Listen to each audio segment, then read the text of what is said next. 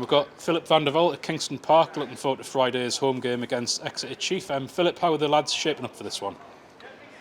Yeah, we've prepared hard this week. Obviously, very disappointing in the last couple of weeks, especially last week as well. But we've dusted ourselves off, and we're not going to lie down.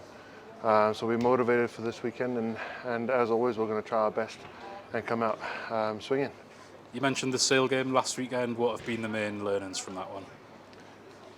One of the main learnings for us was just to play in the right places. I felt the way that we exited in our half wasn't good enough, giving them the opportunity to attack us, especially their wings, and the way they handled the high ball, and that allowed them to come into the game.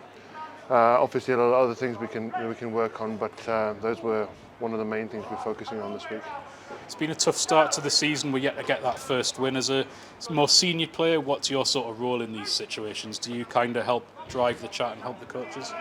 Yeah, I think the most important thing here is just, obviously we're all hurting, and I suppose there's only two things you can do. It's either you're going to accept that you're falling short every time, or you're going to try harder and just not accept things as they are. So I think that's the most important thing, is to not lose heart and just keep pushing. So I think that's where it's very important for us senior lads to kind of lead the way there and not just accept defeat.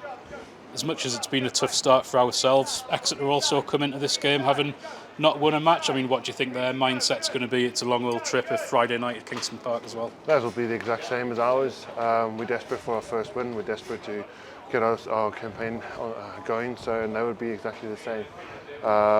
I think they would fancy their chances as well.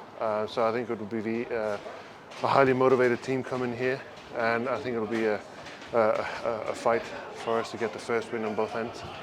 A lot of the things that Dimes has talked about is generating the belief among the group. I mean, one win, how much of a difference could that make to the rest of our season?